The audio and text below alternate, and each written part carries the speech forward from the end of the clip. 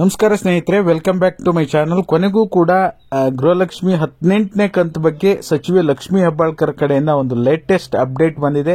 ಖಂಡಿತವಾಗ್ಲೂ ಇದು ನಿಮಗೆ ಗುಡ್ ನ್ಯೂಸೇ, ತಿಳಿಸ್ಕೊಡ್ತೀನಿ. ಅದರ ಜೊತೆಯಲ್ಲಿ ಮೊದಲನೇದಾಗಿ ನಮ್ಮೆಲ್ಲ ಯೂಟ್ಯೂಬ್ ಕುಟುಂಬದ ಸದಸ್ಯರಿಗೆ ಯುಗಾದಿ ಹಬ್ಬದ ಶುಭಾಶಯಗಳು. ದೇವರು ನಿಮ್ಮೆಲ್ಲರಿಗೂ ಕೂಡ ಆರೋಗ್ಯ ಕೊಟ್ಟು ಕಾಪಾಡಲಿ ಅಂತ ಹೇಳಿ, ನಿಮ್ಮ ಕುಟುಂಬಕ್ಕೂ ಕೂಡ ಒಳ್ಳೇದಾಗಲಿ.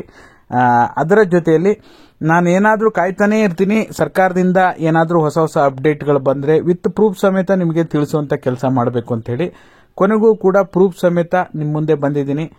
ದಯವಿಟ್ಟು ಪೂರ್ತಿ ವಿಡಿಯೋನ ನೋಡಿ. ನೀವೇನಾದರೂ ಹೊಸದಾಗಿ ನಮ್ಮ ಚಾನಲ್ ನೋಡ್ತೀರಾ ಅಂತ ಸಬ್ಸ್ಕ್ರೈಬ್ ಮಾಡ್ಕೊಳ್ಳಿ. ಹಾಗೆ ಎಲ್ಲರೂ ವಿಡಿಯೋಕ್ಕೊಂದು ಲೈಕ್ ಕೊಡುವ ಮೂಲಕ ಸಪೋರ್ಟ್ ಮಾಡಿ, ಓಕೆನಾ? ಮೊದಲನೇದಾಗಿ ಈಗ 17ನೇ ಕಂತು 70% ಜನರಿಗೆ ಹಣ ಬಿಡುಗಡೆಯಾಗಿದೆ. ಕಮ್ಯುನಿಟಿ ಪೋಸ್ಟ್ ಹಾಕಿದ್ದೀನಿ, ನೀವು ಕೂಡ ಚೆಕ್ ಮಾಡಬಹುದು. ಆಮೇಲೆ ನಿಮ್ಗೆ ಹಣ ಬಂದಿದೆಯೋ ಇಲ್ಲೋ ವೋಟ್ ಮಾಡಿ.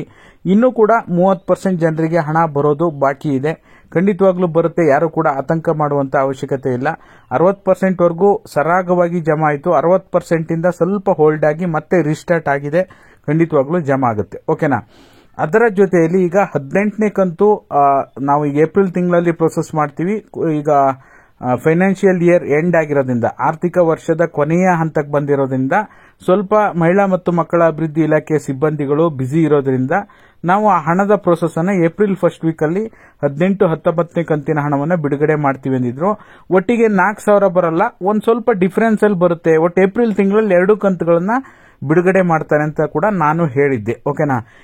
ಇವಾಗಿರ್ತಕ್ಕಂಥ ಗುಡ್ ನ್ಯೂಸ್ ಏನಪ್ಪಾ ಅಂದ್ರೆ, ಈಗ ಹಣ ಬಿಡುಗಡೆ ಆಗೋದಕ್ಕಿಂತ ಮೊದಲು ಹಣಕಾಸು ಇಲಾಖೆಯಿಂದ ಮಹಿಳಾ ಮತ್ತು ಮಕ್ಕಳ ಅಭಿವೃದ್ಧಿ ಇಲಾಖೆಗೆ ಬಂದು ಅಲ್ಲಿಂದ ಟ್ರೆಜರಿ ಮೂಲಕ ಡಿಬಿಟಿಗೆ ಪುಷ್ ಮಾಡ್ತಾ ಇದ್ರು, ಓಕೆನಾ?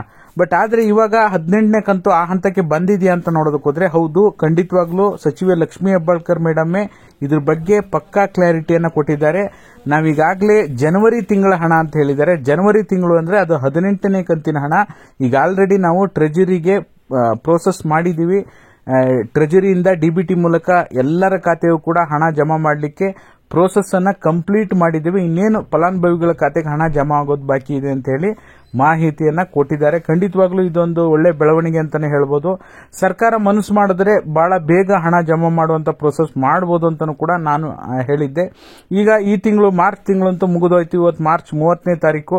ಇನ್ನೊಂದು 4-5 ದಿನದಲ್ಲಿ ಹೆಚ್ಚು ಕಡಿಮೆ ನಿಮಗೆ ಏಪ್ರಿಲ್ 4 ಅಥವಾ ಏಪ್ರಿಲ್ 5ನೇ ತಾರೀಕು ಏಪ್ರಿಲ್ 5ನೇ ತಾರೀಕು ಒಳಗಡೆ ಅಂತೂ 18ನೇ ಕಂತಿನ ಹಣ ಬಿಡುಗಡೆ ಆಗುವಂತ ಸಾಧ್ಯತೆ ಇದೆ.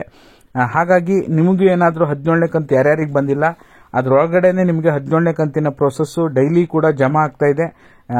ನಿಮಗೂ ಜಮಾ ಆಗಿದ್ರೆ ನಿಮ್ಮ ಜಿಲ್ಲೆ ಯಾವುದು, ಹಣ ಜಮಾ ಆಗಿದೆಯಾ ಇಲ್ಲ, ತಪ್ಪದೆ ಕಮೆಂಟ್ ಮಾಡುವ ಮೂಲಕ ತಿಳಿಸಿ. 18ನೇ ಕಂತು ಕೊನೆಗೂ ಕೂಡ ಫೈನಲಿ ಕನ್ಕ್ಲೂಷನ್ ಏನಪ್ಪಾ ಅಂದ್ರೆ, ಪ್ರೋಸೆಸ್ ಆಗೋಗಿದೆ, ಹಣ ಜಮಾ ಆಗೋದು ಬಾಕಿ ಇದೆ, ಅಷ್ಟೇ ಕ್ಲಾರಿಟಿ ಕೊಟ್ಟಿದ್ದಾರೆ. ಇದನ್ನೆಲ್ಲ ನಾನು ಹೇಳ್ತಾ ಇದ್ದೀನಲ್ಲ, ಇದು ನಾನು ವಿಡಿಯೋದಲ್ಲಿ ಪ್ಲೇ ಮಾಡೋ ಹಾಗಿಲ್ಲ. ಯಾಕೆಂದ್ರೆ ಅದು ಬೇರೆ ಯೂಟ್ಯೂಬ್ ಚಾನಲ್ನ ವಿಡಿಯೋ ಆಗಿರೋದ್ರಿಂದ ನಾನು ಟೆಲಿಗ್ರಾಮ್ ಮತ್ತೆ ವಾಟ್ಸ್ಆಪ್ ಚಾನಲ್ನ ಲಿಂಕ್ ಹಾಕಿರ್ತೀನಿ. ತಪ್ಪದೆ ಎಲ್ಲರೂ ಕೂಡ ನೋಡಿ ಜಾಯಿನ್ ಆಗಿ. ಎಲ್ರಿಗೂ ಕೂಡ ಮತ್ತೊಮ್ಮೆ ಯುಗಾದಿ ಹಬ್ಬದ ಶುಭಾಶಯಗಳು. ವಿಡಿಯೋ ನೋಡಿದ್ದಕ್ಕಾಗಿ ಧನ್ಯವಾದಗಳು. ಲೈಕ್ ಮಾಡಿ, ಶೇರ್ ಮಾಡಿ, ಸಬ್ಸ್ಕ್ರೈಬ್ ಮಾಡಿ. Thank you so much for watching.